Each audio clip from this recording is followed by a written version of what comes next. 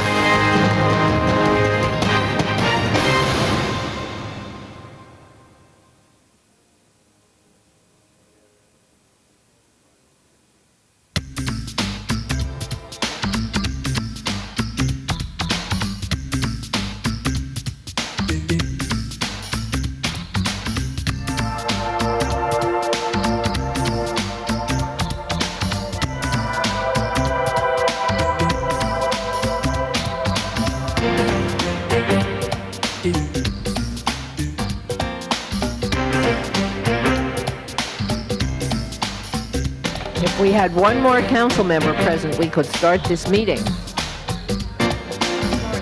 Aha, okay. Good morning. This is now officially a meeting of the Los Angeles City Council on September 12th, 2000. And we are ready to go. Mr. Clerk, call the roll. Bertson, Fuhrer, Galanter, Goldberg, Hernandez, Holden, Miskowski, Pacheco, Padilla, Ridley Thomas, Orange, Wax, Walters, Ferraro. 10 members present and quorum, Madam President. Thank you. The council meets 3 times a week, most of the time, Tuesday, Wednesday, and Friday at more or less 10 o'clock. We are being viewed on Channel 35, also available by council phone, and of course the public is welcome to come to any and all council meetings. Members of the council, I know that we have some big stuff on the agenda today, and so let me suggest to you how we're going to proceed here. We will first go through the regular agenda. We will do the usual stuff with the regular agenda. We will then, except for the report on the negotiations with the Department of Justice, which we will then take up in public, unless somebody has an objection to that, and hear from the city attorney and other members of our negotiating team. It's my intention, again, unless there is strenuous objection, to have a report from the negotiating team I'm going to ask the Chief Legislative Analyst to distribute the report that we'll be considering. So if any members of the public want to receive it, it will be available. We will have an opportunity for the public to be heard today and for the council to be heard today in general. But because this is a really important issue to the council, I think it's going to be necessary to have a special meeting in addition to today's report. So we're going to have another meeting on Monday at 10 o'clock in this chamber. Yeah, next Monday. We need to prove to the Department of Justice and everybody else who has an interest in this issue that we are going to keep moving toward whatever resolution we're going to reach. So we will meet on Monday to go through the items point by point. No one has had enough time to review this report to be able to offer the kind of detailed comment that we would like to be able to have in order to reach a final conclusion. So today we will have an open and rather general discussion. We will then on Monday have the staff, the negotiators all back, and we will go through the items point by point and attempt to reach some kind of a conclusion. I've also been informed that there are some representatives of the Department of Justice in town this week, and if the council desires to do so, we could invite them to a presentation, to make a presentation tomorrow. That will give us the opportunity to provide appropriate public notice. So we can take up that question when we get to the whole item. And in the meantime, let us go through the agenda. Approval of the minutes. Without objection, the minutes are approved. Commendatory resolutions for approval. And those two. Before starting the regular agenda, there are certain items to be continued. Item number 9, a request by Councilmember Walters to continue that matter till November 14th. Item number 9. Item number 9 is continued until November 14th. Item number 27, a request by Councilmember Ridley Thomas to continue that matter until September 19th, 27. Okay, 27 is continued till September 19th. Item number 12, the Los Angeles Housing Department, Council District 1, found that this property owner is in compliance. That matter may be received and filed. All right, without objection, item 12 is going to be received and filed by unanimous vote. Item 21, a request by Councilmember Hernandez to have this matter received and filed. Members of the council, any problem with that? In that case, the item is received and filed.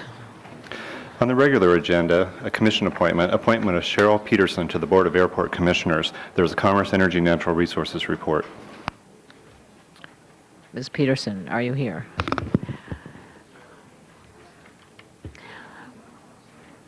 Just here. Good morning again. All right, members of the council, item number 2. Anybody have any comment? There is a Mrs. Chick.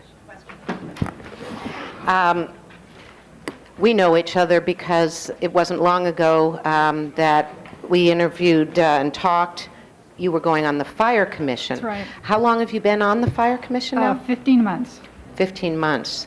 So you just really got your feet on the ground and now a new commission. Has there been, and it's not fair to ask you, do we know if there's someone that's been nominated as a replacement on the Fire Commission? Because we now have a vacancy on the Fire Commission. I am not aware of that, but I believe Ms. Peterson has already resigned from the Fire Commission, so the Yeah. vacancy Well, is there. actually, I'm prepared to support the nomination, but I just think it's important to realize that now we have a vacancy on another key commission that works with a department that's having serious problems. And I've said it before, and I want to take the occasion again to express concern that we have an awful lot of movement going on at a very late date before a new administration coming in, a lot of inexperience when you start on a new commission.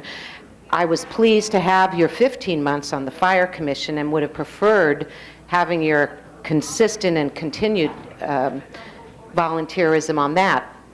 But at any rate, that's not how it's turned out. And so I'm regretful of the inconsistency and the lack of experience on many of our commissioners that have occurred, but I'm certainly not going to play it out against this particular candidate. I know she works hard. All right, thank you. Mr. Hernandez.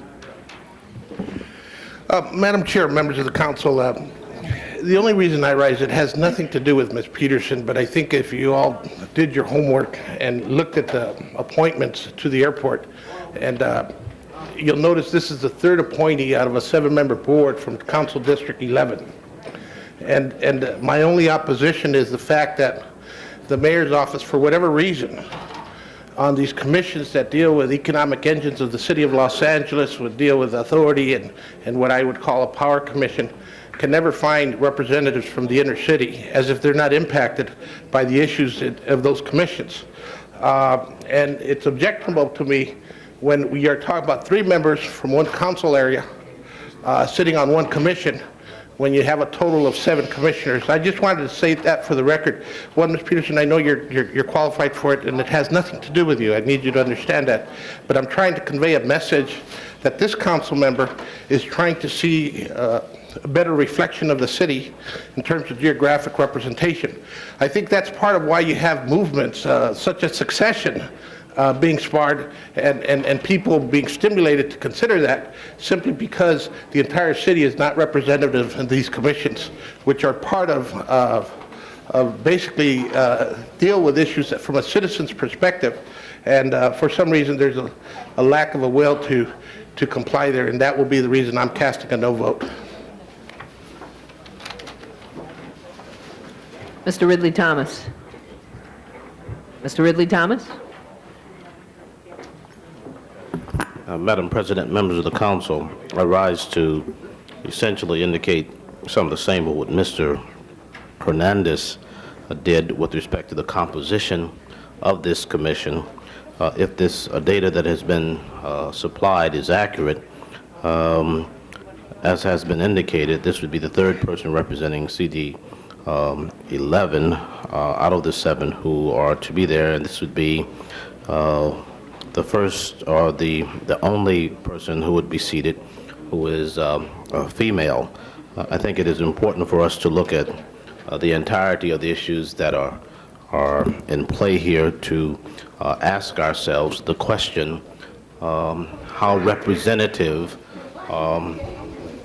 the commissions are. And my own view is that they are most effective when in fact they represent the fullness of the city of Los Angeles. I refuse to believe that there is a dearth of qualified people in any single council district. However, when it comes to the nominees, I appreciate Krispy Kreme donuts, but I don't know that they are worthy of the level of disruption that we currently experience.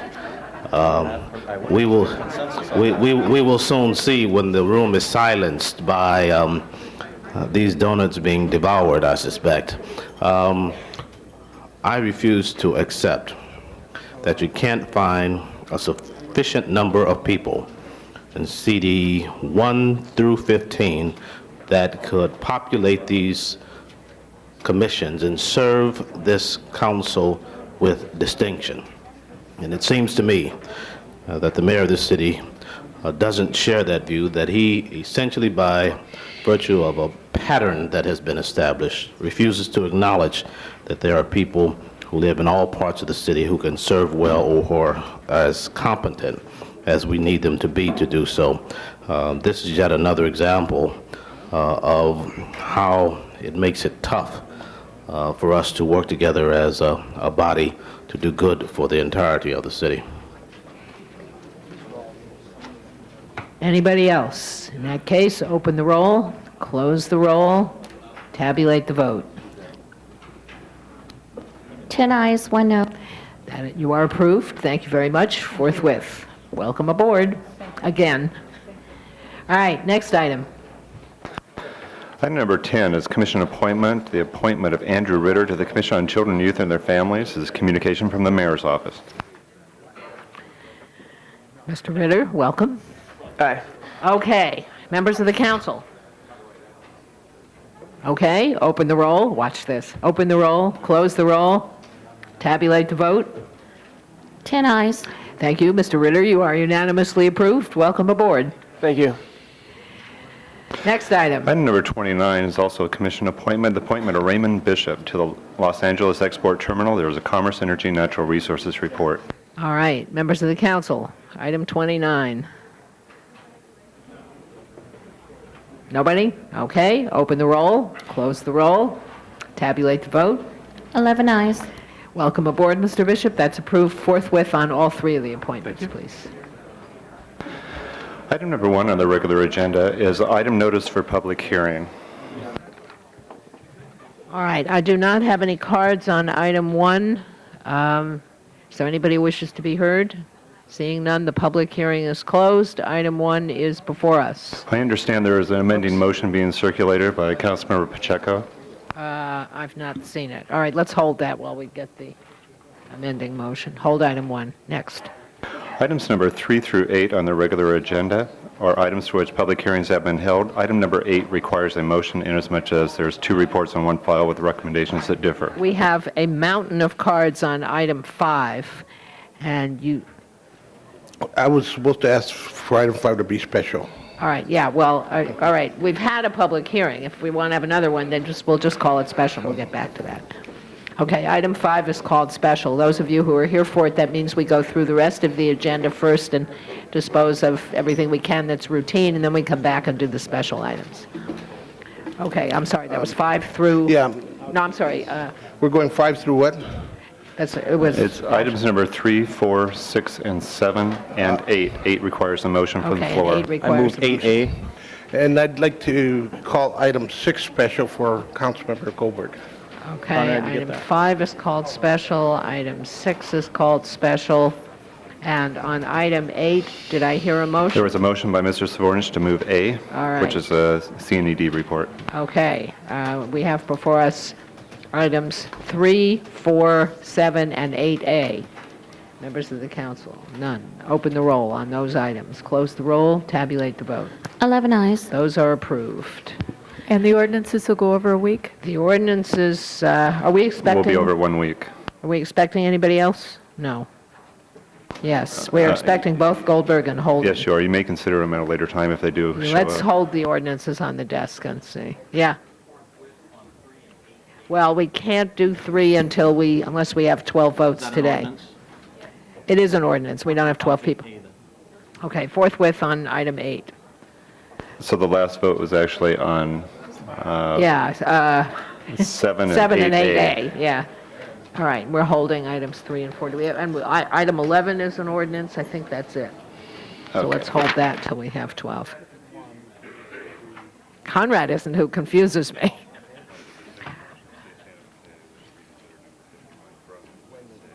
Okay. Next items. Next items, yes. Items number 11 through 26 on the regular agenda are items for which public hearings have not been held. All right. Except number 12 and 21. All right, we have cards on item 15. Let's call that special. 15. And Councilman Wax calls 18 and 23 special. So that leaves...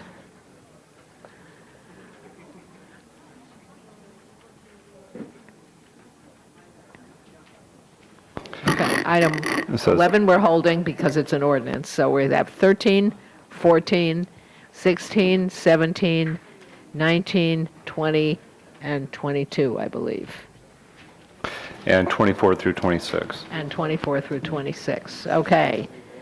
Any more specials? Seeing none, open the roll on those.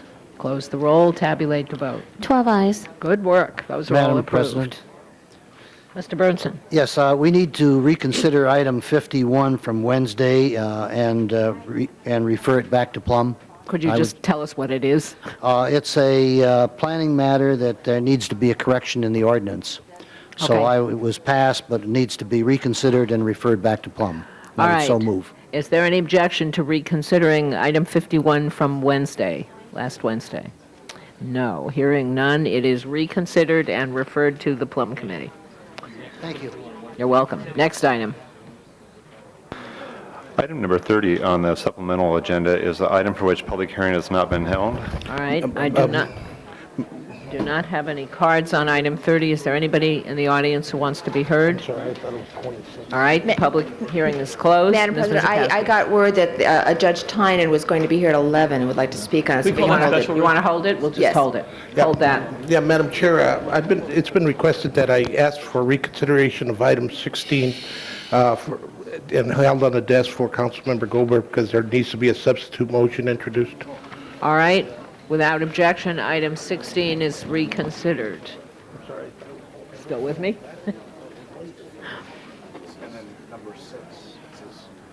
All right, and we have 12 people here, it appears. Yes, you do wish to take the public hearing So- item first? Now, let's go back and take those two ordinances that we already voted on first, which was Okay. 2, 3, 4. and 11. It was 3, 4, and 11. Excuse me, 3, 4, and 11. 3, 4, and 11. Well, I don't think we voted on 11. All right, we have items 3, 4, and 11 before us. Open the roll, close the roll, tabulate the vote. 12 eyes. Those are all approved. Okay. Forthwith on 3, Mrs. Walters. There's, if we may reconsider 17 for the purpose of an amending motion that's on the desk, All right. 17F. Is there any objection to reconsideration of item 17? 17F. 17F, sorry, 17F. Okay, seeing none, that item is reconsidered, and the amendment is, let's just do it now if you have the amendment available. Yes, yes. All right, well, let's hold it, Ruth, so I people have can an look at it. introduction. And Mr. Wax for an introduction. Yes, Mr. President, members of council, one of the great treasures in our city, culturally and educationally as well as religiously, is the Wat Thai Temple in North Hollywood. In fact, the Wat Thai Temple is the largest Thai temple outside of Thailand, and I'm honored to the fact that they're located in the 2nd District. Among the features at the temple is a very strong and significant educational program, and this summer, over 200 young Thai students were taught and schooled in Thai culture and Thai education at the temple, and 22 of the volunteer teachers who made that program such an outstanding success are here visiting us today in City Hall. So I wonder if the students and the teachers of the Wat Thai Temple who are visiting with us today, and some of the monks would stand and be recognized by the council. We're delighted that you're here. We value very much the contribution you make to our city, and we hope that you'll visit us on many more occasions. Sawadee krap.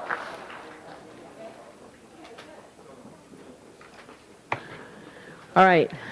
Item Next. number 17F is currently before you for All right, amendment. 17F, and the amendment has been circulated. Correct. The amendment is just that the organizers of the event be required to notify all the businesses affected by the street closures of Main and First Street. All right, I'm sure there was no objection to that. Is there any objection to the amendment? In that case, that will be incorporated into 17F, and we'll vote on 17F as amended. Open the roll, close the roll, tabulate the vote. 12 eyes. Okay, that's approved, as amended. Next item. Item number 1 is a public hearing item. right. There is an amending motion that's Yes, circulating. item number 1, I do not have any cards. If there's anybody who wishes to be heard, now is the time to let me know. Seeing none, the public hearing is closed. Mr. Pacheco. Move item number 1 as amended. As amended, okay. Open the roll. On item number 1 as amended, you have the amendment on your desks. Close the roll, tabulate the vote. 12 eyes. That is approved, as amended. Okay, we did, Item number 5, called special by Councilmember Hernandez. all right. Now, Mr. Hernandez, you called item 5 special. This item has been heard. We have a very large, There was a communication. there's a I'd communication, like, I'm sorry. Madam Chair, to Well, make hold a on, Mr. presentation from the committee. Oh, all right, fair enough. You want to have a presentation from No, the I had committee? called it special for Mr. Holden. All right, Mr. Holden, you want to hear a presentation from the committee? Yes. Before I start your time? All right, who's going to do this presentation? I am, Oh, all right. That seems reasonable. Go right ahead. all right.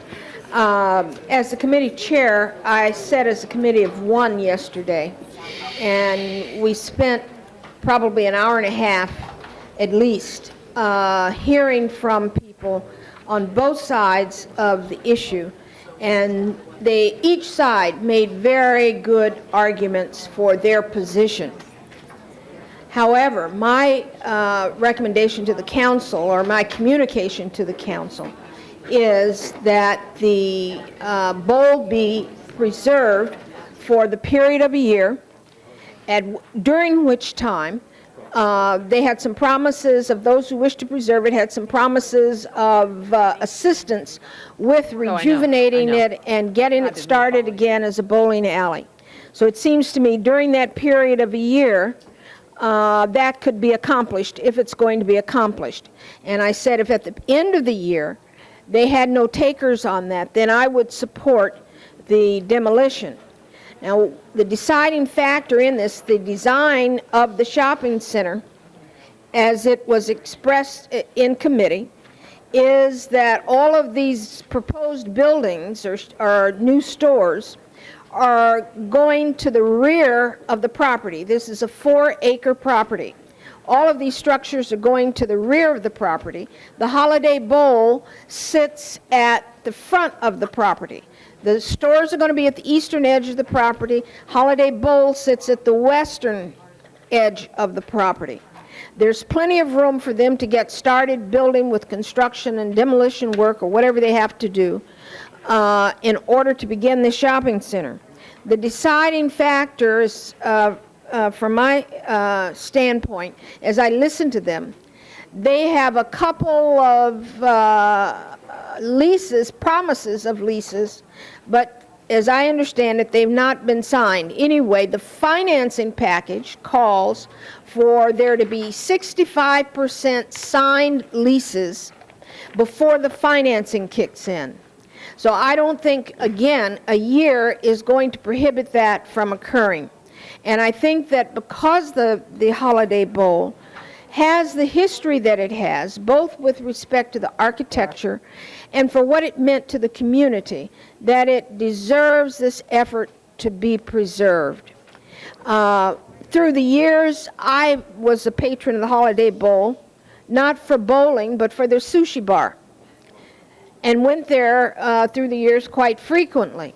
I had not been there in recent years, and so I cannot speak to what it was in recent years. But what occurred there was something that we see so rarely in Los Angeles. We saw an integrated group of bowling leagues, an integrated group of people in the restaurant, and it just worked. It was cross-generational, cross-racial, and I think we need to preserve things of that kind in our city to remind us that we don't have to live in a segregated society. And I think that's worthy of note. I think it's worthy of saluting. I think it's worth saving. And so my recommendation to you today, council members, is that we preserve that for the course of this year that is required under preservation law, and then at the end of that time, if nothing has happened to save that, then they'll go forward with it. Now, Mr. Holden's office came this morning and said they had a compromise, but I've not heard that from the preservationist group. So I'm going to assume there's no compromise. And again, I hope that we will, as a council, vote to preserve this very important structure in our community on Crenshaw Boulevard.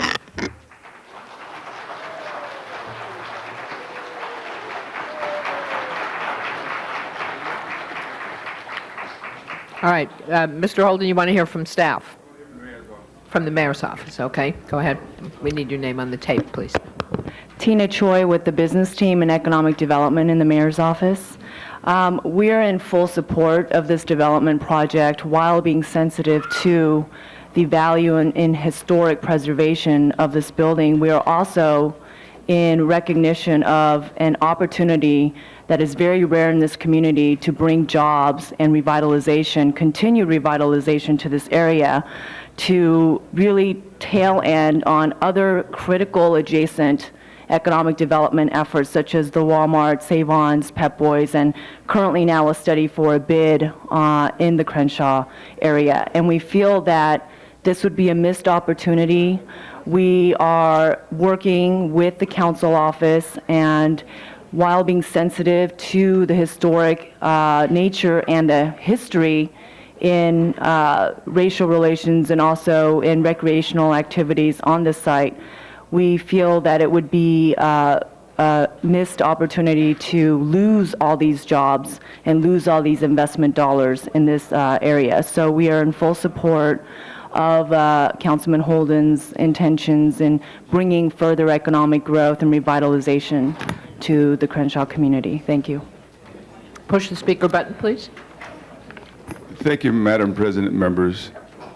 First of all, this is the first time I'm hearing of some sort of a compromise, but I will say this, that there's a lot of support for revitalizing Crenshaw business community. Over 300 signatures from residents living in the adjacent areas surrounding the development project.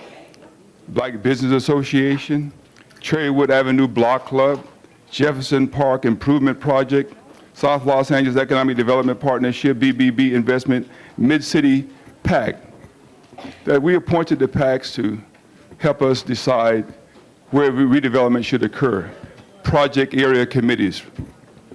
And they've been elected, duly elected, and are serving in the area, and they support a development project.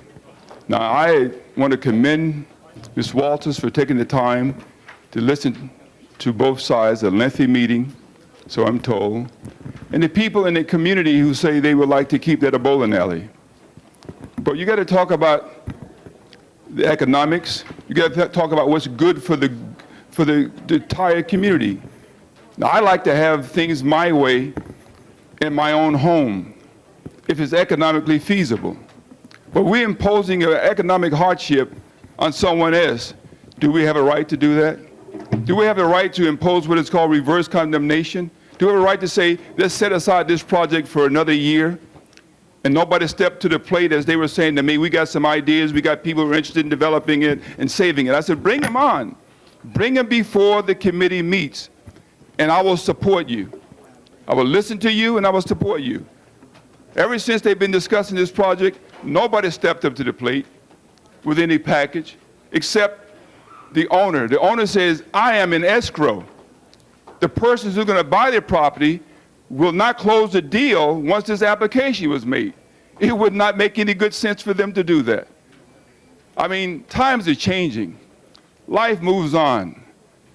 When I first came to Los Angeles, not too long before I arrived here, they were hunting rabbits over there at Crenshaw Mall before they built the mall. Over in the Baldwin Hills area, they had rabbits, and I went out there running with them. Jogging in any way. But I got to tell you, times have changed. In my district, sure we want bowling, and for those who want it, just over there in Wilshire Boulevard, we put in 6 lanes, cost us over between $500,000 and $1 million, and now they want to take them out. You know why? Because nobody is using them. The person who owns the bowling alley before, he wasn't making any money, so he left. He quit the business. And there was nobody stepping up to the plate at that time to say, we want to retain the bowling alley, and we're going to invest our money in it. And yet, you can't have it both ways. I would say to you that we have an opportunity for economic viability in this community, and we should take advantage of it. I know when someone comes and they says, I want this to be a historical landmark, or I don't want that to be a historical landmark. And I know the St. Vivian's, for example, I went along with the council person in that area. And I'm asking you to do the same thing here. I have hands-on in terms of my support for the area. We're working with the owner of the property, and we'd like to develop it to its maximum and best use. If we deny that opportunity, then it's inverse condemnation in the taking of the property. So I want to move a substitute motion that we oppose the recommendation of the committee. All right, Mr. Holden, let me just ask you one question since no other council members have asked to speak. As you know, there's been a hearing we have a number of people who want to be heard. So if somebody makes a motion for, I'm not sure we're going to get to everybody, but if somebody makes a motion for an additional hearing, we will have one. Otherwise, we won't. Well, I I would think, so move, Madam Chair. 5 minutes on each side? Yes. All right. And let me just ask you one question for 10 my... minutes on each side. Let's start with 5 minutes on each side, see how far we get. Mrs. Walters' report seemed to suggest that there's room on the property to do the development and to preserve the existing building. Is that not the well, case? actually, the owner and the new owner, if they close escrow, recognize what the footpad is. And they going to make, the development project has not been, I haven't even reviewed what they plan to put on there yet. But the fact of the matter is that you can't preempt, presuppose what the developer is going to do until they make the offer. They're not going to make an offer until they have site control. It just doesn't work that way. It doesn't work backwards. So I would say, give them an opportunity to come to the table with site control and say, here's what we'd like to do. We can say, yeah, you got to consider the neighborhood here. The neighborhood's going to have something to say about it, et cetera, et cetera. But that's downstream, Madam Chair. Okay, thank you, Mr. Holden. All right, so we're going to start with 5 minutes on each side and see how far we get. And so I would ask each of you to, if you can, to avoid repeating what the person in front of you said unless you just want to say me too. And I'll call several names at a time so that you'll have an opportunity to get yourself out of all the seats and lined up to go forward. Let me start with people who are against the proposal, and I assume that means people who are against the committee recommendation to preserve the building. Elizabeth Watson, followed by Marshall Siskin, Vicky Barbieri, and Mark Ranf, I can't read it, but you'll know who you are, Capital Commercial Real Estate, and Ron Smothers. Go. Honorable Council members, I'm Elizabeth Watson of the firm Greenberg, Glesker, et cetera, here on behalf of the owners of the property, the Siskin family, who've owned the property since the 1930s and who actually built the Holiday Bowl. A couple things. There are two sides to every story, and I think there's been a close vote at the Cultural Heritage Commission, and as Mrs. Walters said, this was a difficult decision. I think it's because of the blighted state of this property. No one has denied the fact that this is a dilapidated property, that bowling has not worked on this site for the past 15 years, and that there is currently not a demand for bowling on this site. It's been demonstrated to fail, and the reason that it's become blighted is because there weren't adequate revenues from that business to revitalize the site. The Siskin family is in escrow, as has been said, with a developer who has hit the ground running. They explored using the existing improvements from the beginning. They spoke to AMF, they spoke to Brunswick, they spoke to other families that operate bowling alleys in the city. They all said the $5.5 million investment that would be required was not something that they could undertake. And while there's been a letter from Brunswick offering their consulting services, Brunswick has said they would not invest their own money in this site. In addition, the site, because of the design that the developer has come up with, is attracting national and regional retailers. And I'm sure, as you all know, in trying to get development going in your districts, timing is critical. And in this case, the cloud of this designation prevents leases from being negotiated at this point. And until this issue is resolved, national and regional retailers will not spend the resources to come onto this site and sign a final deal. We have worked with the community, the 900 families, the Cherrywood Block Association, who are the neighborhood directly abutting the site, want to see revitalization. And while we understand and appreciate the cultural history, in our view, the best way to acknowledge that is by taking the facade from the bowling alley and placing it on the sit-down family restaurant that is proposed for this site. Sorry to interrupt you, but we've now used more than half the time, so if you want to let these other people speak, you have to stop. All right. All right, Marshall Siskin, followed by Vicky Barbieri.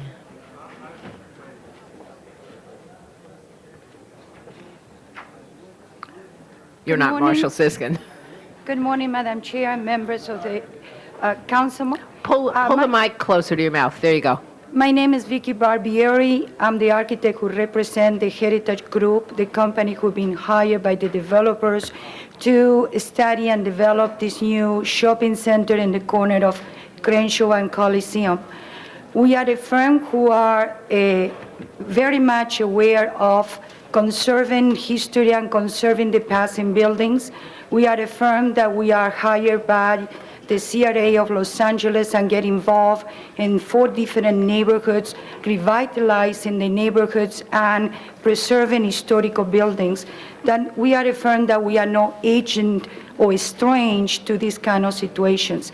Unfortunate, due where the location of the buildings actually is on the site, it's practically an impossibility to make any design that makes any economic sense whatsoever, preserving the building as it is. The requirements of the zoning codes, the planning codes, the building codes are so restringent and require so many codes and regulations that the building has to comply with, that where the buildings are now is practically making the design impossible to make it feasible. This is why we know that we cannot preserve the building as it is. I wish, and we all do, that the building would be located in another position of the site, and we would fight to preserve it. At this point, what we are proposing is to recreate and use the existing architectural features of the existing coffee shop facade and reproduce it, as Ms. Wesson said, in a study to reproduce it and use it in the facades of the proposed corner restaurant. Ms. Barbieri, since I called Mr. Siskin, I do want to give him some time, but there's actually only 20 seconds left. So. I think he's resigning to that for my time. We have our proposals in here. I don't think I had the time to show it, but I would like to show it to anybody or any party concerns. Okay, thank you. Thank you very much for your time. That completes that half of the public hearing, and we'll start the clock again and begin now with, now why do I have a staff report from the Cultural Heritage Commission coming up now? Where were you before? All right, we're going to take a break here and have the report from the Cultural Heritage Commission. I'm Jay Oren of the Cultural Affairs Department. Built in 1957, the Holiday Bowl exhibits character-defining elements of modern architecture, including simple box-like massing, a cantilever roof, and large sheets of glass.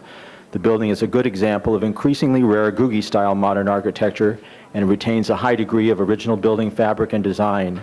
The Cultural Heritage Commission found that the building is a culturally important sports and entertainment center associated with Los Angeles African American and Japanese American history.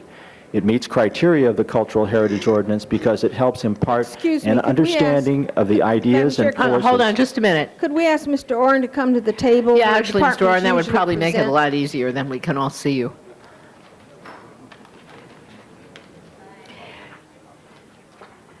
And basically, if I could ask you to focus, I know this is what you're leading up to here, but why is it that you are obviously recommending that the building be designated and saved for a year, but just focus on why. It meets the criteria of the Cultural Heritage Ordinance because it helps impart an understanding of the ideas and forces that shape the community. It also lends tangibility to an otherwise abstract past, and it's invaluable in weaving a sense of the shared history and experience among our citizens. The application is the strongest that I've seen in the 13 years of my job, and I believe that it clearly meets the cultural heritage criteria. Okay, thank you. All right, hang on, guys. We're now going into the other half of the public hearing, starting the clock again, and I'm going to call, again, we're going to do the same thing. I'm going to call a number of names. If we have time to do more cards, we will. If we don't have time to get through all of these, we won't. So once again, I ask you to remember that there are people behind you who want to speak. And let me call in just in the order that they've been handed to me. John English, followed by Ken Bernstein, Jacqueline Sowell, and Warren Furitani. Mr. English. And the reason I'm calling you all at once is so you'll be able to line up and make full use of the 5 minutes. Go ahead, Mr. English, you're first. would like Jacqueline Soul to go first, if that's all Okay, right. that's fine. Thank you. Sol, you're first. Good morning, my name is Jacqueline Soul. I'm the one that submitted the application to the Cultural Heritage Society to preserve the Holiday Bowl. I was an employee there for 5 years, and prior to that, I was a bowler and a diner. I feel very strongly about this issue. I think that it is more important, the cultural side, more than the possibly the physical building.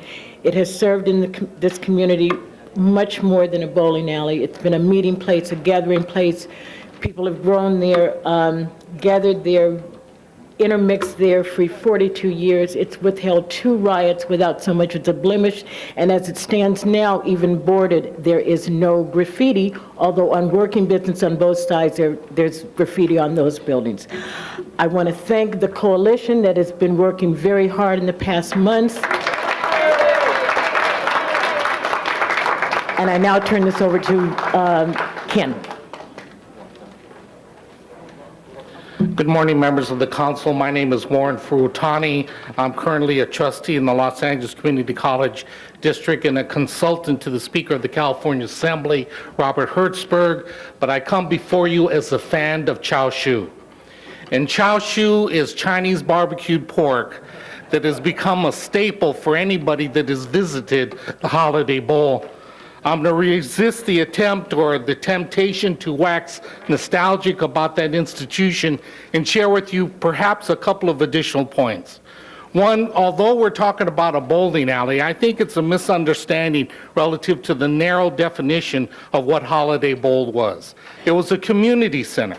It was an institution that not only provided an opportunity for recreation, but more importantly, provided an opportunity for people to come together. I think another thing is the narrow definition of development. Development, in my purview and in my humble estimation, is not just a matter of development of business. It's a matter of development of community.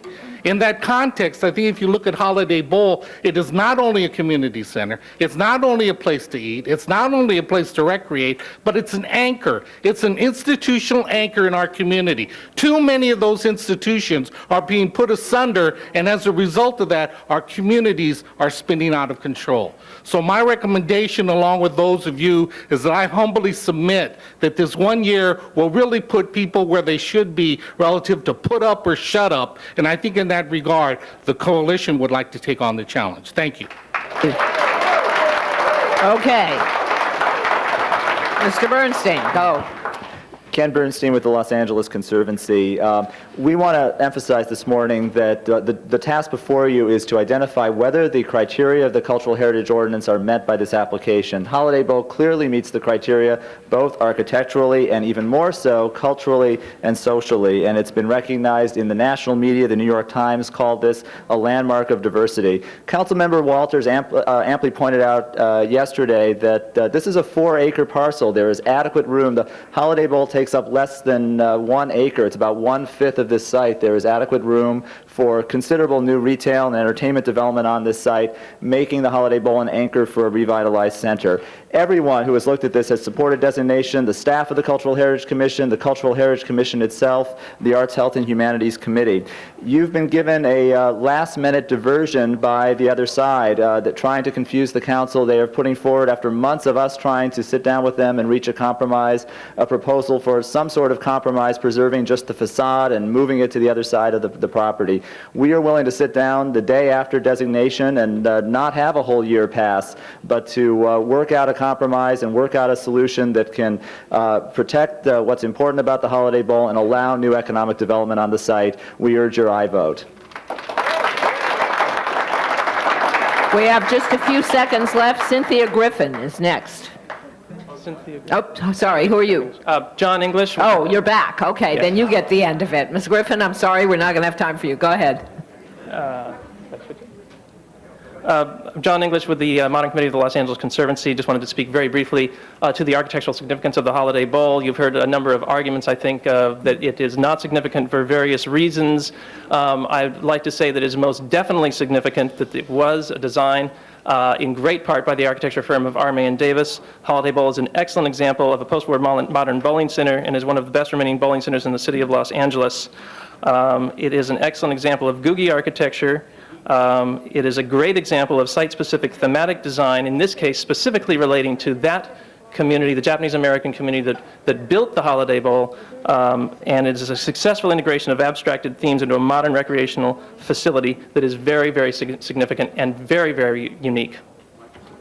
Thank you. All right. That closes the public hearing. Now, just so everybody's clear here, and we have lots more cards. They will all be made part of the file. Let's do them on each side. Those of you who are in support of the committee report, you all want to stand up, just so we can see who all is here. Okay, thank you. And those of you who are in support of the construction project, we had a bunch more we didn't get to as well. All right, thank you. All right, Mrs. Walters is next. That closes the public hearing. Mrs. Walters. Yes, one of the things that I wanted to say also was that if this can be revitalized as a bowling alley, it would serve not only its historical purpose, but it would serve a recreation need in the community that is not being met. If this is wiped out of the community, there's only one bowling alley left in South Central Los Angeles, and that's over some distance away in the Mid-City area on Venice and Pico. So I think that there was a gentleman there yesterday, and he's perhaps in the audience today, who spoke very strongly of how being involved in this bowling alley and the leagues, the youth leagues there, had really diverted his life into more positive channels. And I think it has that ability to do that for other children that are in the area who need to be involved in structured positive activities.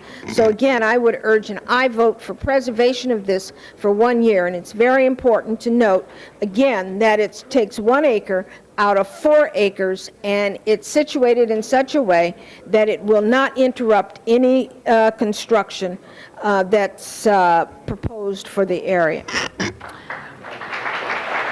Mr. Holden. I just hate to disagree with my colleague, but I must tell you that there won't be 3 acres developed and 1 acre waiting. There'll be no development. It'll be sit there blighted. It's in a redevelopment area. Redevelopment area is a state defined because the area is blighted and something needs to be done in the area. This council designated that area as a redevelopment area, signifying the fact that it's blighted and much needed to be done. You already begun to do that. You got Save-Ons over there, you got Pep Boys, you got in Mr. Thomas's area where things are moving along as well, and you just can't stop now. It's nice to say we'd like to start bowling all over again, but people are not doing that today. They're playing games, the kids are, on computers. The whole kids. Wait, let him finish. That's what our youngsters are doing. They are not. When I was a kid growing up, I didn't just bowl, but heck, I sat pins in the bowling alley. They had standing room only, waiting for the lanes. But it doesn't happen anymore. In Midtown Shopping Center, the Midtown area, we have 30 lanes over there. You go over there and see how many are being used. It's only like 4 miles away from this existing site. And they're trying to keep that bowling alley alive and well. And they're having trouble doing that. It's not like the bowling is going to go away. If you want it, the opportunity is there. But you know, it bothers, it troubles me, because I talked to Ms. Sewell. She came to my office, and I said, well, look, if you want to save this as a bowling alley, go get some investors. You know what she said to me? Magic Johnson is going to get involved in this. We're trying to get Magic Johnson. I said, well, I don't know if Magic Johnson wants to do that, but you bring me Magic Johnson in, and we can sit down and talk about what we might do with the area. I haven't heard from her since. The fact of the matter is that she's in development, she's in real estate, and they're going to cut their own deals. I mean, that's what it looks like. You're going to cut their own deals, go out there, do their own thing. Fine. But do it on your money and on your time and not on someone else's. I know what you talked to me about, and you made no progress at all. Now, if you got the people down here, fine. I have no problem with that. But fairness is fairness. Fairness is fairness. And I would say I move the substitute motion that we oppose the recommendation. No, don't do that. Hey, don't do that. Mr. Hernandez. Members of the council, I'm not sure what I'm going to do on this one. You know, when we're dealing with historic preservation of buildings, it's one thing because of the design of the building and so forth. I get confused because a lot of times people want what was there to happen again. And when we talk about the social realities of the interactions that were happening there, we'd all like to see it happen again and be part of our communities versus what's there today and what's happening today versus what could be there. And that's the decision that's before us.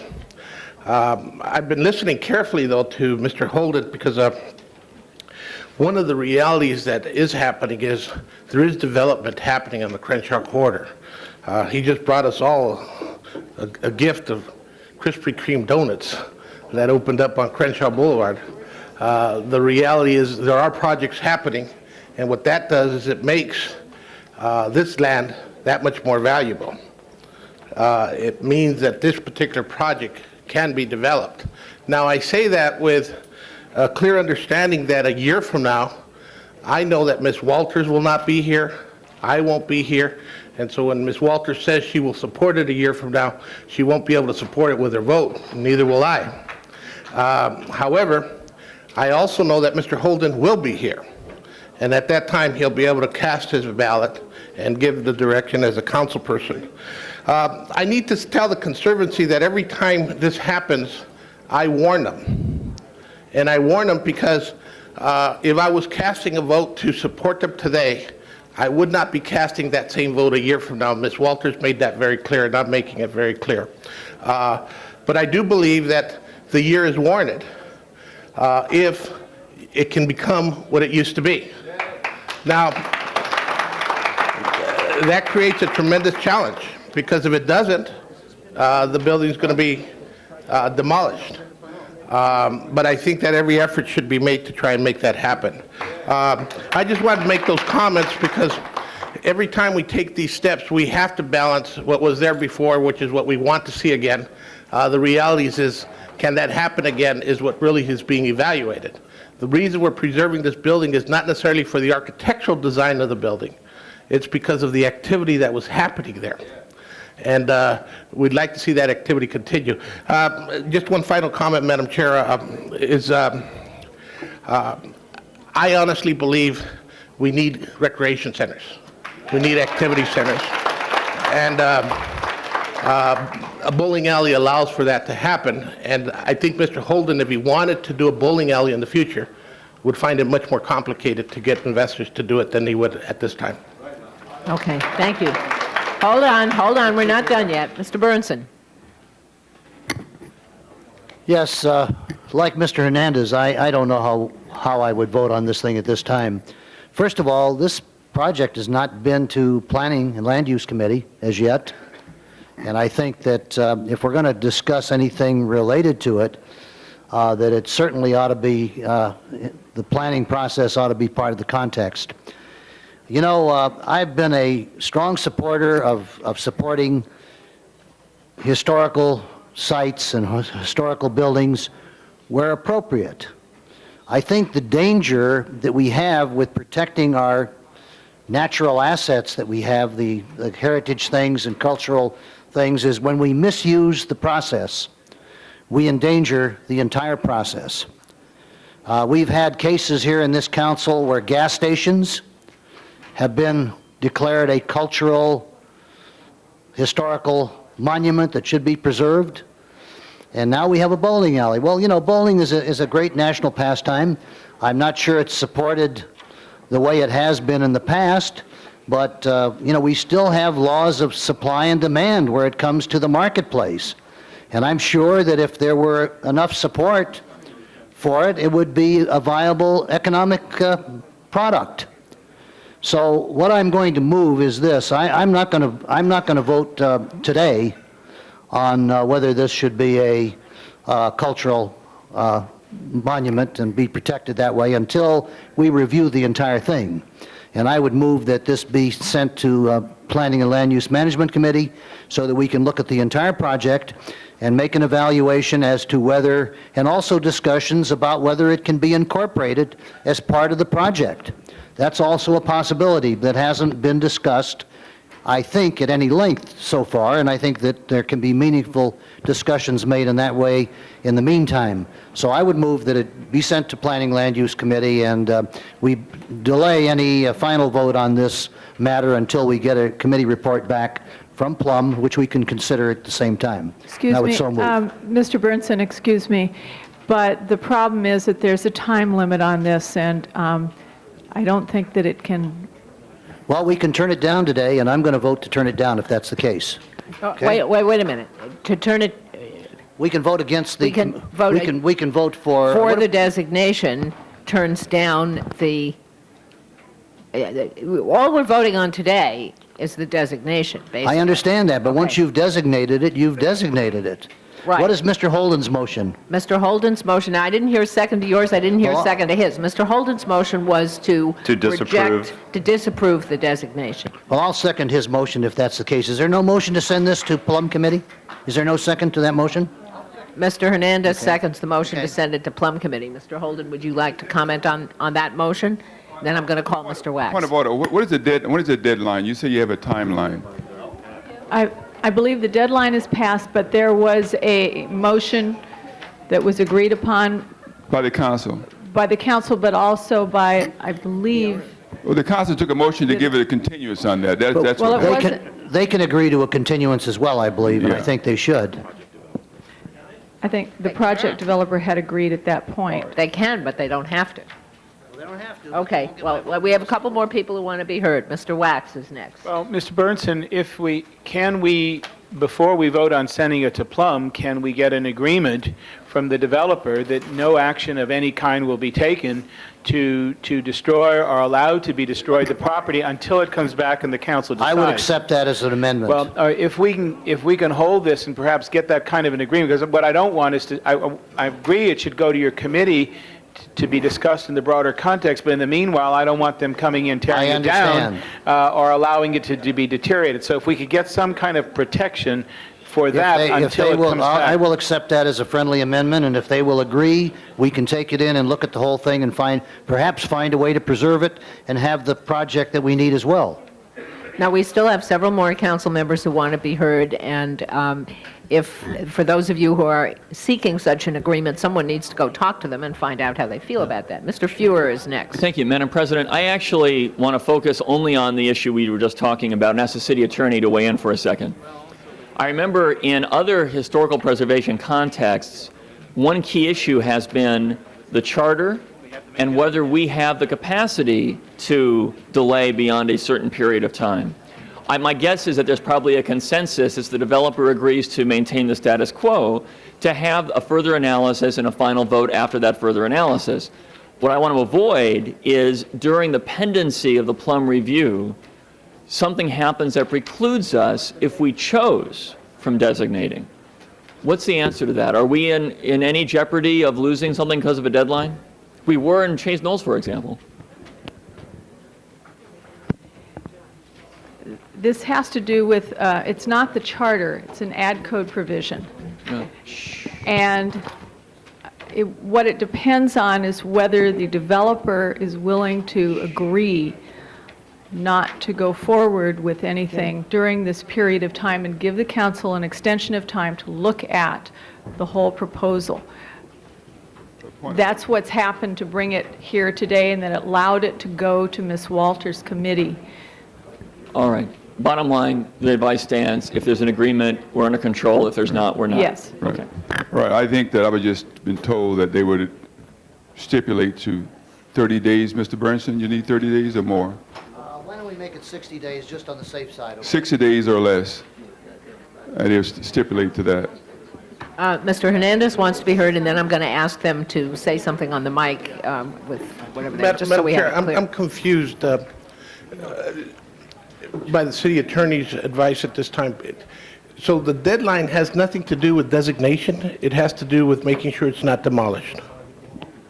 I'm sorry, I didn't hear the last part. What was before us today was No, whether no, we wanted... the deadline applies to, we have the opportunity to designate or not up to a certain period of time. Right, and that's why I'm confused, because... Okay, but the deadline can be extended if the applicant, if the property owner agrees to extend it. If they don't agree to extend it, then it's not extended, and But we... who is the applicant, the developer No, this or is the... the property owner. The developer, the property owner. Yeah, who is applying Well, the for property historic owner- designation? The community group Right. filed the application for designation. The person, the party that would need to agree to this would be the developer, the property owner. And what if he didn't? Then the council should take their vote today. No, what if the council did not take a vote today and he did not agree to it? Then it's not designated. That it's not designated? No, if the council does not vote, his question is... If the council takes no If the action council today? takes no action and the deadline passes without an agreement from the developer, then what happens? Okay, I think Mr. Orozco Right? should answer. The deadline is already I'm passed. confused by the advice given to But us. not with the We gave, the developer gave a an extension. And Right. they're in good faith, and they're willing to give an extension today in good faith. Yeah, And that's why Okay, it's but before. he's asking a question Yeah. that is partly hypothetical, just to Well, I understand just how want this to operates. understand, yeah. So, Mr. Orozco? Mr. Hernandez, Francisco Orozco, City Attorney's Office.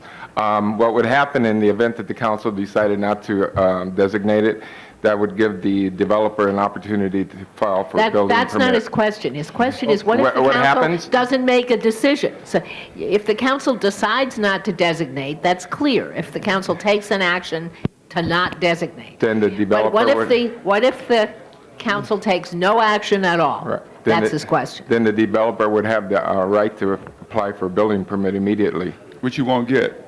Okay, Well, okay. Okay, but then- the question was, if the developer says, I stipulate to a continuance, and you're a city attorney, answer that that was the No, question before. that one's already answered. If they No, stipulate, Point of we're information. okay. Point of information. Yes, sir. I don't think you answered that question completely. If it's turned down, does the developer have the immediate right to demolish? Well, Or they'd does he have to need- get a permit. He'd have to get a permit. Do we have discretion in the matter? No. We have no discretion in the matter. No. Well, That's the hitch. that's the hitch, and that's why we should adopt my motion with Joel's amendment, if they agree to that. Yeah, if they, and again, I just want to have some clarity as to... Okay, so where- are you where- clearer now? I Have we some- got that? clear. All right. Now, let me make sure I understand where we are. First of all, let me ask some representative of They've the agreed. developer what it is, just so it's clear on the record, what you're willing to agree to. Mr. Burnson thinks it would take 60 days. Council members, Elizabeth Watson again. As the city attorney has said, technically under the administrative code, the time has run out already, but we had wanted the city council to consider this, not during the convention, not during recess, but to have an adequate time to really focus on the issues, because we do understand the difficulty of this. As a consequence, we are willing to agree to another 60 days during which we would not pull a demolition permit, and we would work with the council office and the community. Okay, thank you. That's exactly what we needed to hear. So we now have an agreement by the developer for 60 days during which they will not make any efforts to pull a demolition permit.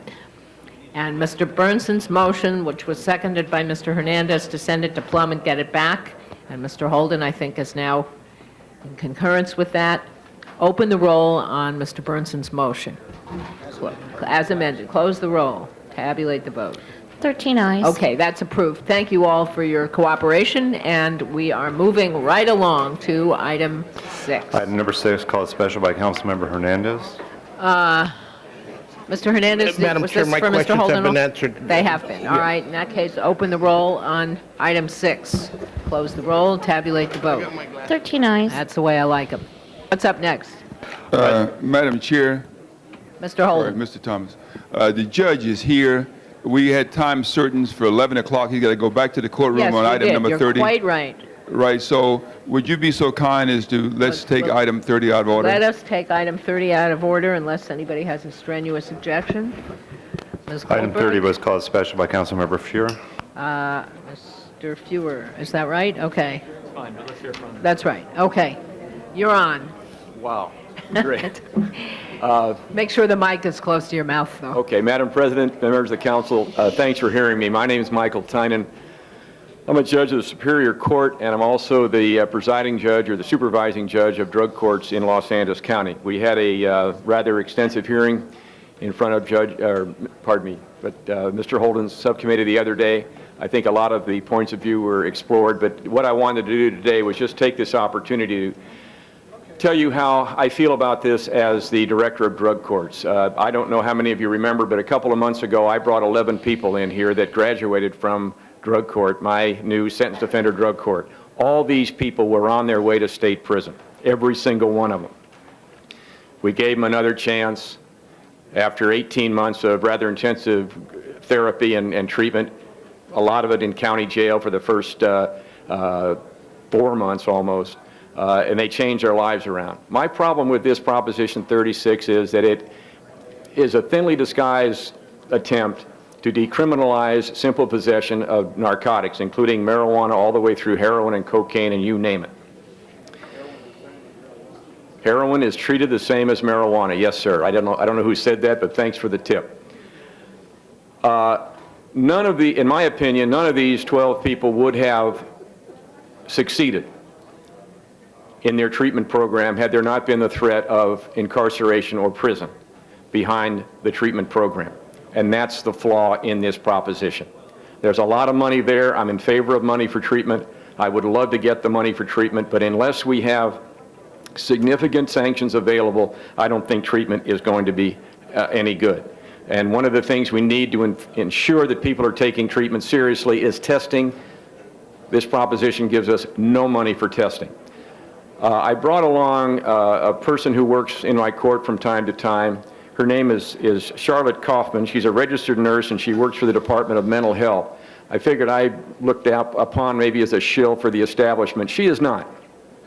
She has been working with these folks for years and years, and I'd like just to introduce her to you and have her tell you her belief as to the viability or the necessity of sanctions if we're going to have a viable drug treatment program. Ms. Kaufman.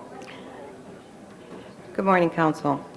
As Judge Tynan said, my name is Charlotte Kaufman. I work for mental health, and the folks I meet are people from my community, young men primarily that come into the system with drug abuse problems. We have stated that drug abuse is a mental health problem. So if we're going to talk to somebody with impaired judgment, we need to have that person, I feel, hospitalized for a time before you let them plead to outpatient drug treatment because they want to get out of jail. So then we turn them out back to home, back to the same corners, back to the same dealers, and expect that with this impaired brain that we said they have from abusing drugs, that they will do the right thing. So my belief is like Judge Tynan's. I believe that we should do something to assist the drug abuser, but we have to have teeth in any bill you have. The person, as I told him, has to be between a rock and a hard place. They got to be looking at some place they don't want to go for us to be able to steer them in the right direction. And drug treatment works. I don't think we can let them go out. I think they're going to have a mandatory period of inpatient treatment before it will be of any value to anyone. I talk to families every day. Families only want their children to get into treatment. And we cannot let people with impaired brains make decisions like that it's going to impair the rest of their life. Okay, thank you very much. And so can I assume, therefore, that both of you are recommending in favor of opposing the proposition? Sorry, that's the way it comes up on the agenda. I trust you, Madam President. The item on the agenda is a recommendation to oppose Proposition 36. So the council's aye vote would oppose the proposition. And that, I just want to make sure everybody's clear what both of you are recommending. You're clear. Okay. Thank you very much, and thank you for having me. Okay. The public hearing is closed. Mr. Fewer. Can the CLA or someone who can speak with authority on this issue come to the center table for questions, please? I don't know who from the CLA's office is. Mr. Karch? I have to say I am very torn on this because we should all collectively recognize that the justice system as a whole has completely failed to deal effectively with drug offenders.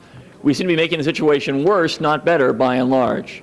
The exception appears to be through programs like the drug court. And in fact, it was I who had the honor, really, of asking Judge Tynan to come before us when we honored and recognized his program. So the system currently needs to be fixed desperately.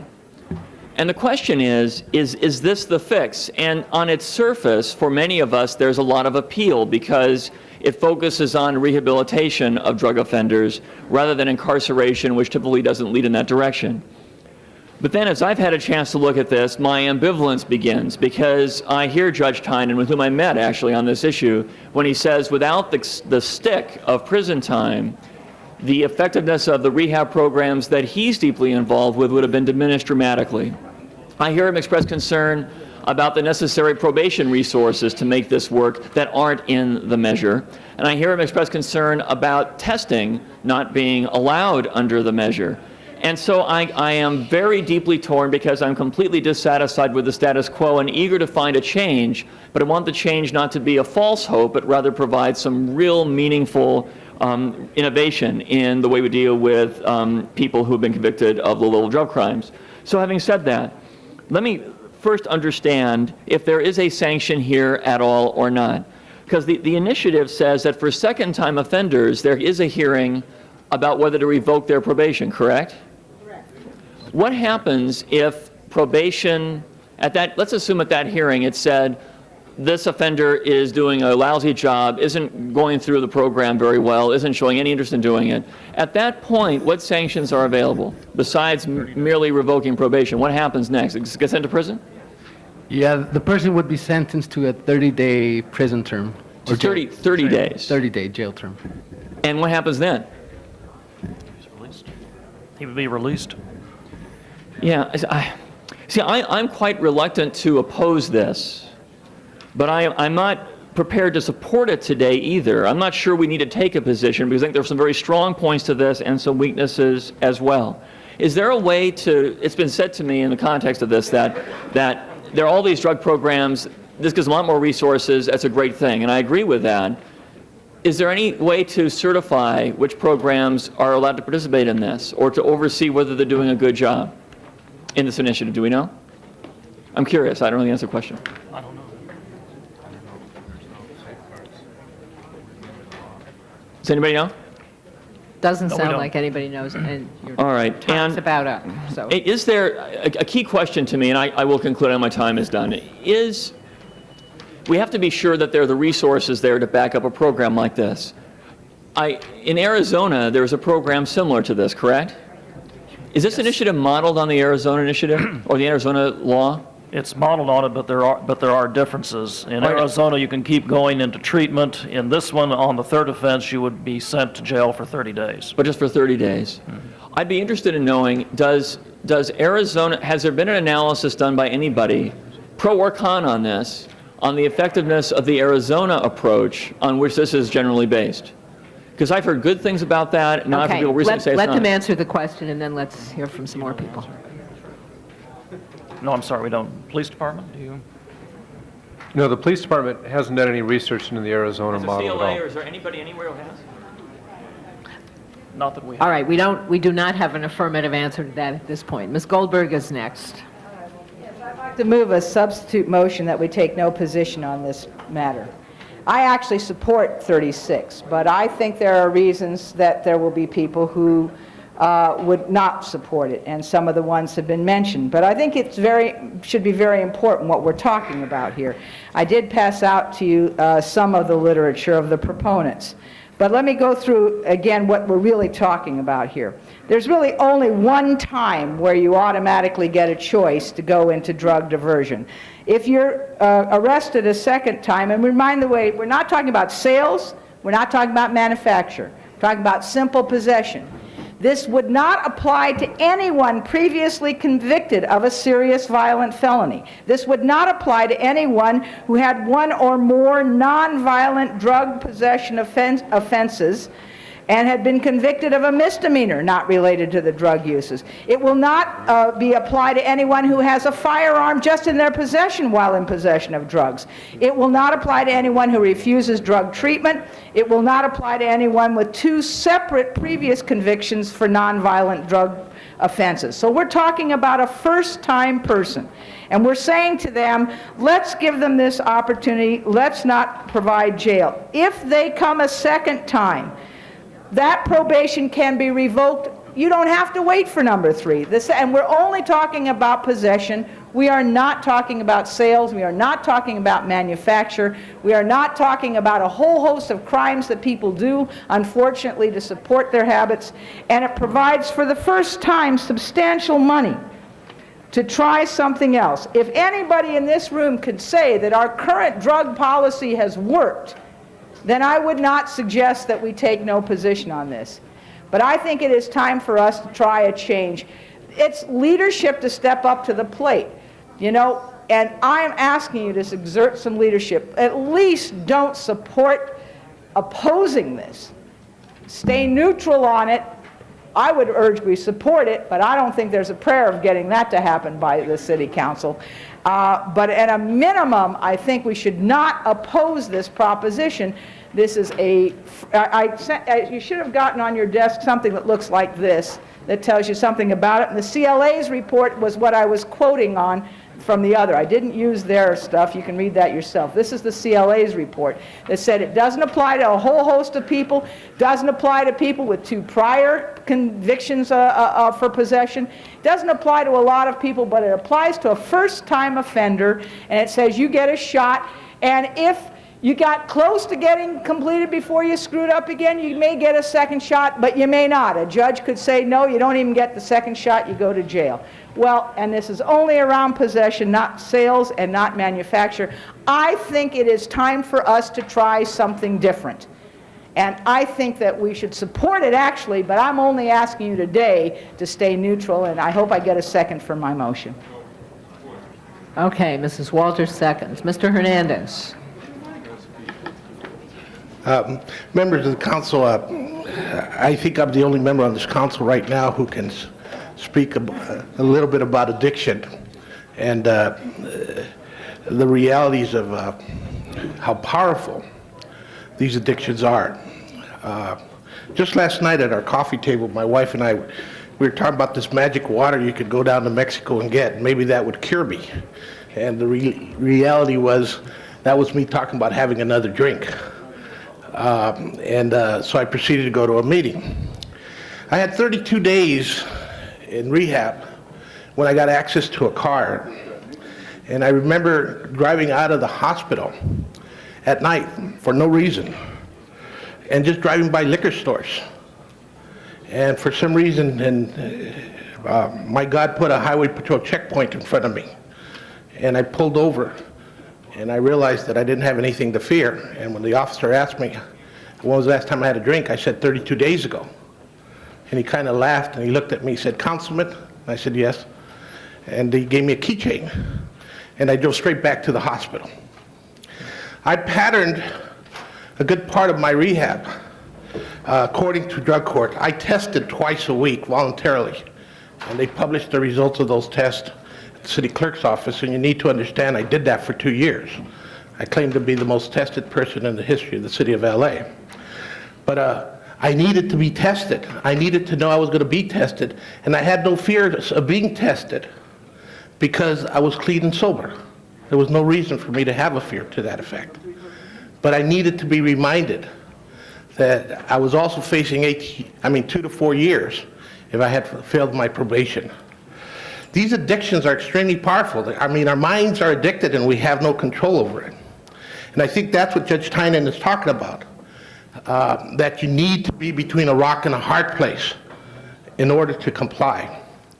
I just celebrated 3 years of sobriety, but not a day goes by when I don't think about a drink. And so I need the tools, and I need to have the fears. And that's why I oppose this legislation. I think we need more money for rehab. I think we need more money for treatment, and definitely more money for drug court. But last night I heard a fellow in the fellowship I belong to talk about losing a job because he had 25 arrests. And he had 7 years sober, but he lost a job because of his history, and he wasn't worried about it because he got that job and he can get another job now that he's sober. But he has to deal with a history of 25 arrests. These addictions are powerful, and they don't change overnight.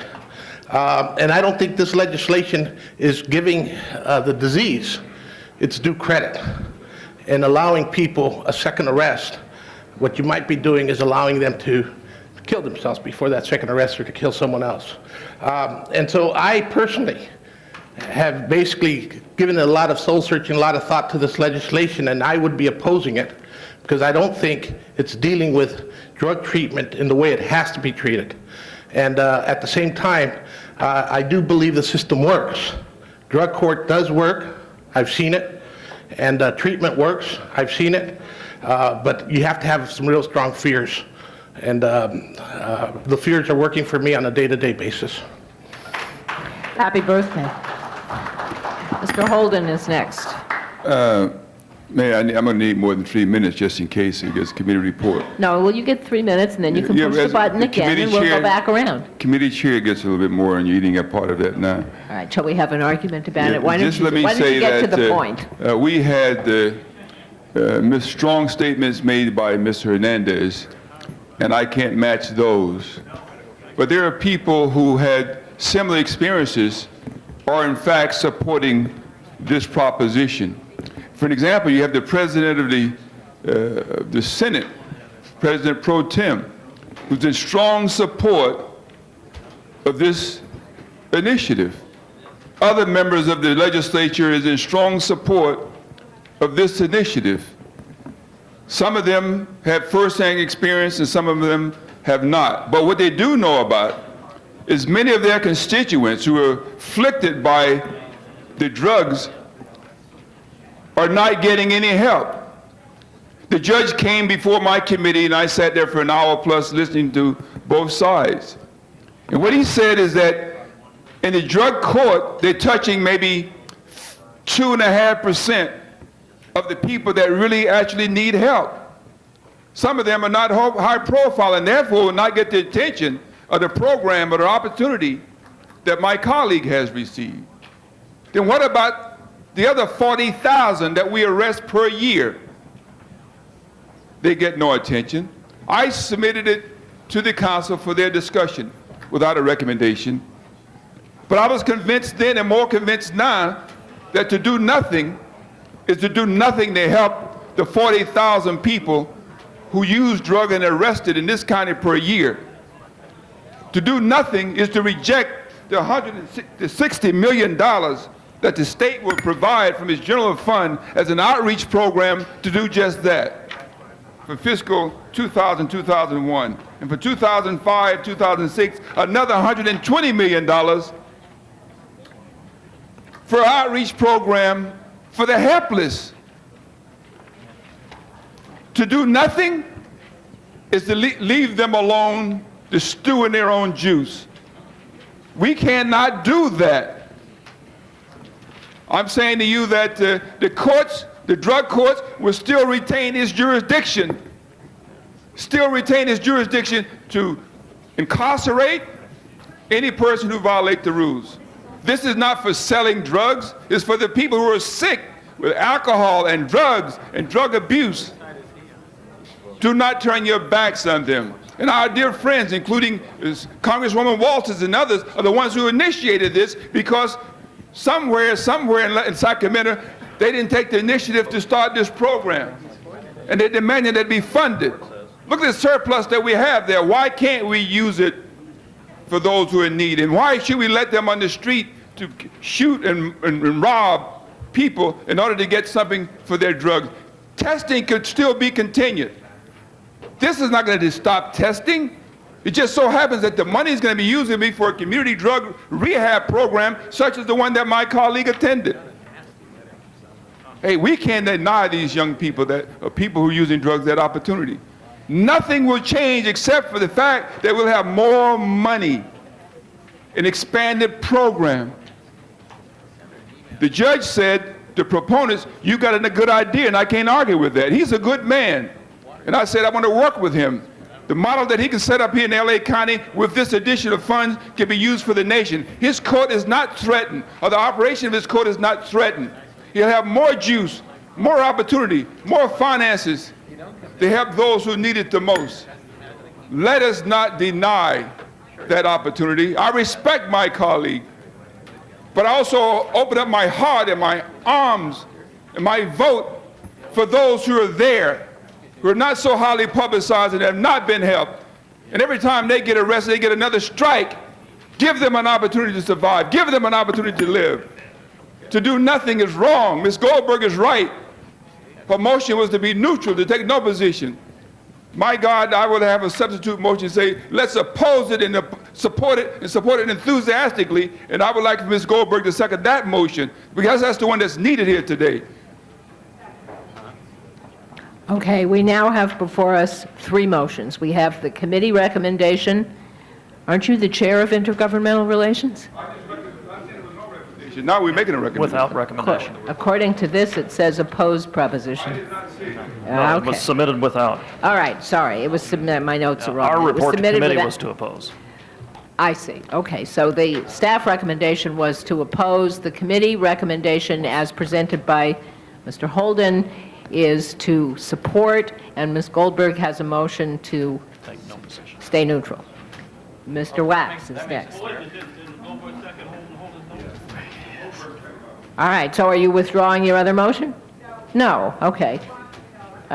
Hold on, hang on, guys, we'll get to that when we get to the end of the debate. Mr. Wax is next. That clears it up. I'm going to support the motion to not take a position today, although I'd be happy to have this come back in 30 days. And the reason, I'll tell you why. If this initiative is serving one good purpose, it's going to engage the people in the state in a discourse about a long overdue discourse about how we treat people for substance abuse. And we need that discussion. I don't think a lot of people are happy with the way the system is now, and I think a lot of people are very afraid that we do something that will go backwards rather than forwards, and that will be more harmful than more good. And I think that this is really an issue that needs to go to the top of the public agenda in terms of discussing the various options and ways in which we handle this issue. And I'd like to have the benefit of that discourse for a month and then come back. I'm not afraid to make a decision, but I want it to be an informed one. Just the conversation we've had here today and the incredible presentations by both Mr. Hernandez and Mr. Holden, taking different points of view, each passionate, each wanting to achieve something good, and each going in a different direction, coming from different perspectives, makes me realize that we all need the benefit of this kind of dialogue over a sustained period of time, and then be prepared to vote on it. So if I were to vote for the motion today to not take an opinion, I'd be happy to have it come back before the election. But I want to do it based on a more sustained dialogue. I want to read everything that's going to be written about this subject. I want to hear the testimony of the people who are going to come forward with different points of view. I want to weigh if this is the answer or if something else is the answer. And I think it's important we have that discussion. I think all of us will benefit from discussing this subject, irrespective of how we ultimately come down on it. So, Ms. Goldberg, I will support your motion, but I would say that I would welcome if it comes back to us again before the election so that we could have a final decision. But I want to make it on a more informed basis. I was kind of really just moved here, just listening to Mike and Nate, and hear how they came to a different point each, on a really critical subject. I'm sure we're going to get a lot of this along the way, and I think that rather than taking a stand, we should educate ourselves more so that we're more informed about it. That's at least how I feel about it. So my view would be to at least hold off now in making a decision until later, whether that's by either continuing it or by taking a stand. Because the either way. proponents were there, and they were not here today, and that's unfortunate. If you can continue it for a week, maybe that'll be Well, fine. I'd actually like to continue it for 30 days. I want the public discourse that's going to take place on this subject to unfold before we come to a 30 conclusion. days is close. That's okay. It'll be more meaningful 3 weeks than before the now. election. Hang All on, right. because let's... That would be my... Well, All right, so your suggestion is, just so it's clear, and then your time's up, and I got 5 more people to speak here. my gut would be to continue it for 30 days. 30 days, all right. In 30 days from now, would be October 13th, just so everybody knows. Mr. Ridley Thomas.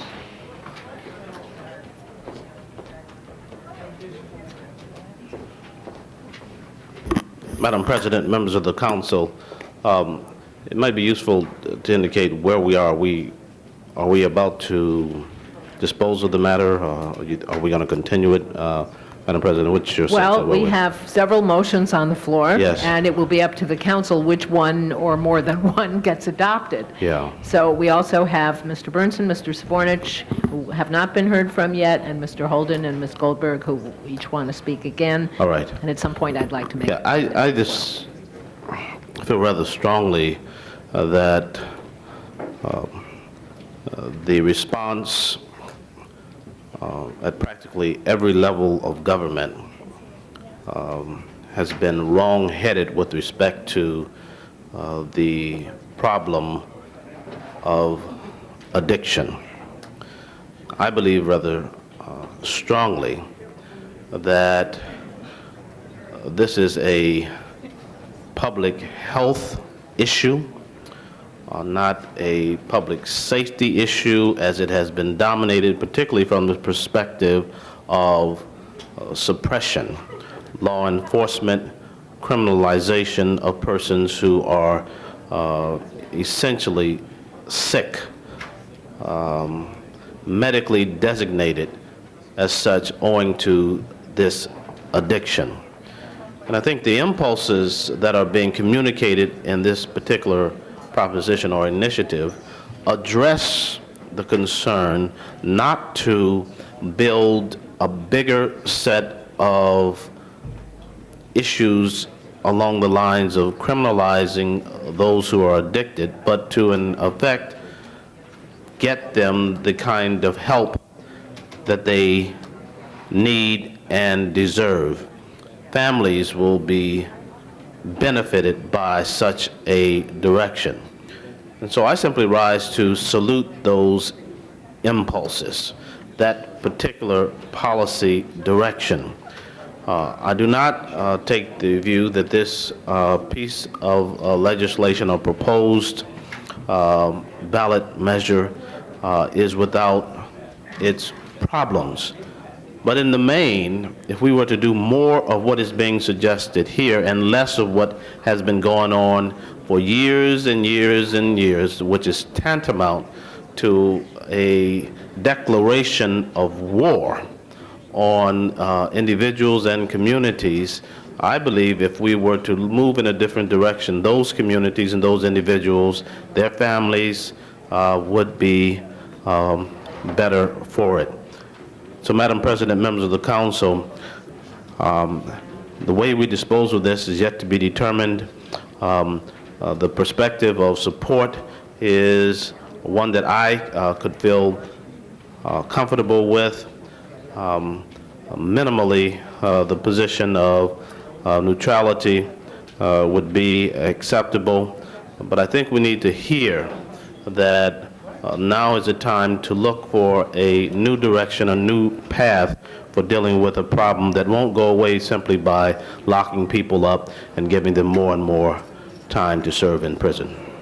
Mr. Burnson. Well, first of all, Mark, I think that you're only half right when you say that it is a health problem. It is a health problem, but it's also a security problem as well. Agreed. Agreed. There's no question that people who are addicted are people who are ill. There is just no question of that respect of it. The real question is how we deal with that and how we treat that. And I'm not sure what this legislation does, to be very honest with you. I'm not familiar enough with what the legislation does. Does it extend money so we can put more people into a program for recovery? Is that what this does?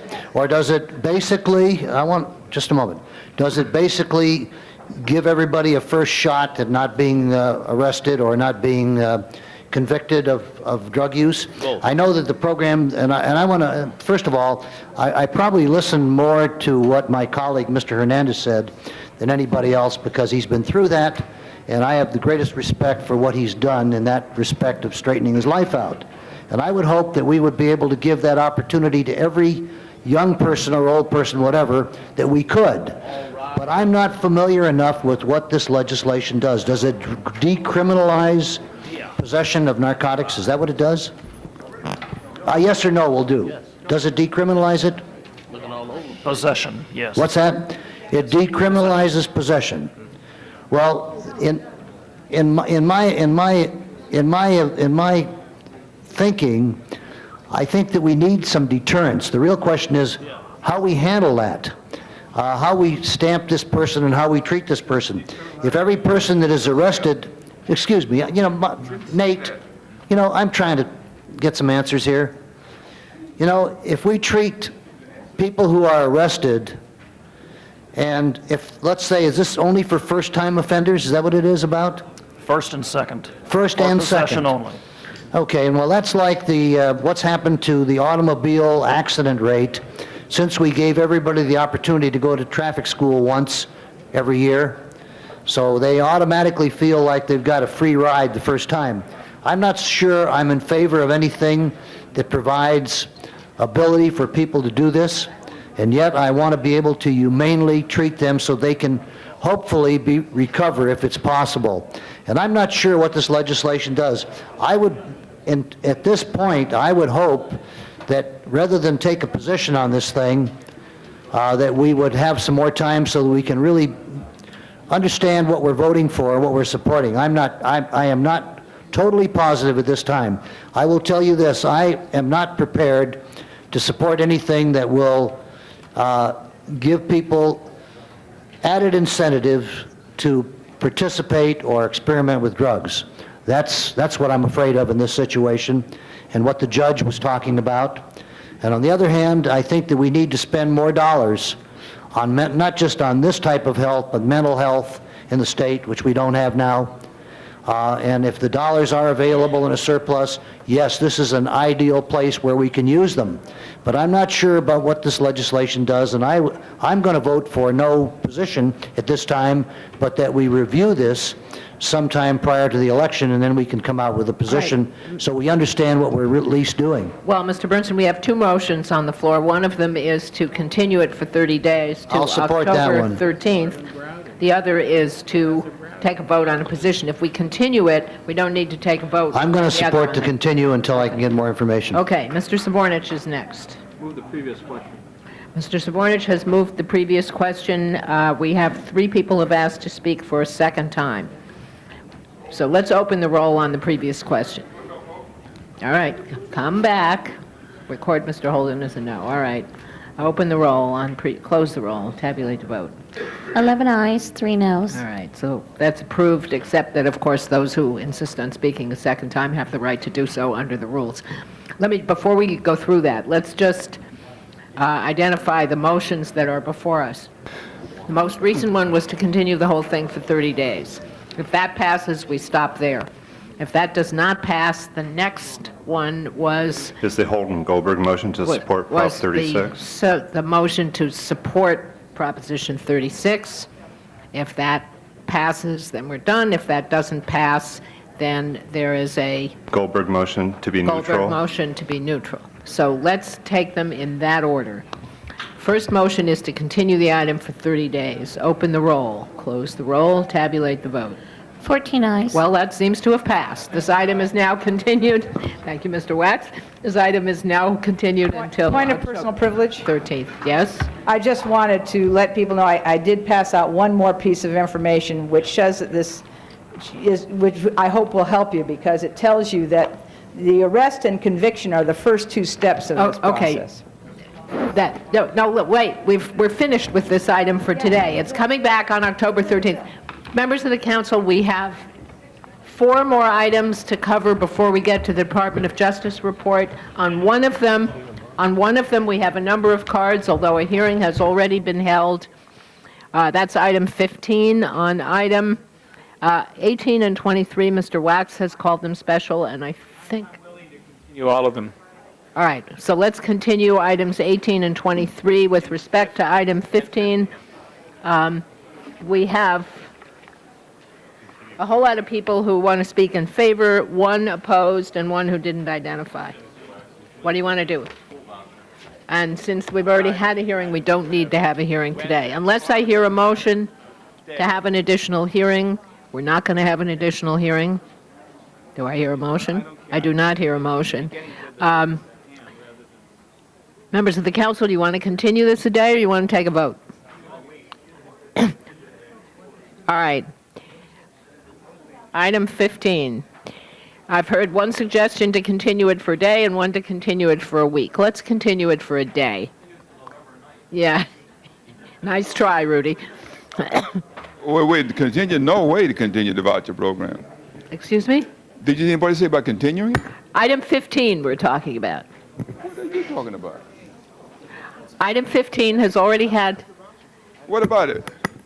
Well, Item 50, we're trying to get to the Department of Justice item, and several people suggested that we continue the remaining special items. Oh, not this one. I won't, this next All couple right, days. you do not want to continue Not item this 15. one. This won't take very long at all. Okay, all right. Now, so when you're ready, I'll repeat what I said a few minutes ago. We have a number of people who've asked to be heard. Most of them are in favor, one is opposed, and one did not identify. Oh, we just... We have already had a hearing. If I don't hear another motion for hearing, we're not having another hearing. If I hear a motion, No. I don't hear a motion. Okay. Item 15. Let's try it again. Okay. If I do not hear a motion for hearing, since one has already been held, we will not have another hearing. The cards I have are all in favor except for one who's opposed. Well, I'll tell you how many there are. Let's be fair. There are 3 in favor, 1 opposed, and 1 who did not identify. Since the hearing's been held, in the absence of a motion, we're not having another hearing. Open the roll. And item 15, I will... The we'll recommendation just all to check oppose on the... Proposition 38, the school voucher initiative. Okay, item 15 is a communication from the Chair of the Intergovernmental Relations Committee recommending opposition to Proposition 38, the school voucher initiative. Are we ready to vote, members Yes. of the council? Hallelujah. Open the roll on the communication from the Chair. A yes vote is to oppose, a no vote is not to oppose. I urge an aye vote. Open the roll, close the roll, tabulate the vote. 11 ayes, 1 no. Okay. You are recorded as a no. I see it right there. 11 ayes, 1 no, that is approved. Okay, items 16 and 18 Yeah, I will want be... 18. No, 16 has a time issue. 16 has a time issue. Well, we are going a little bit faster now. All right, 16 has a time issue on item 16. It is a friendly 245. This was requested by the Rec and Parks Board. I have a technical change in the substitute motion. It is just moving money from one program in my district to a different program in my right. district because of property needs to be Okay, purchased. all I want to know from the city attorney is under 245, we can assert jurisdiction. Can No. we redo that reallocation? This is not an item, and that's why there's a substitute motion. This is not an item that can be 245'd. Therefore, the substitute motion is simply to do the reallocation. Exactly. And to concur with the Board of Recreation and Parks Commission. Okay. Exactly. Okay. Everybody clear? Good. Open the roll, close the roll, tabulate the vote. 14 ayes. All right, that's approved forthwith on that. Thank you. Item 18, I just move 18, approval. Mr. Holden, what's... Move approval. All right, Mr. Holden has moved approval. Mr. Wax had called it special, however. Mr. Wax? I just haven't reported back in 30 Mr. days. Wax, Mr. Holden has moved approval on item 18. Mr. Wax had asked us to continue that. I'm happy. Do you want to vote today? All right.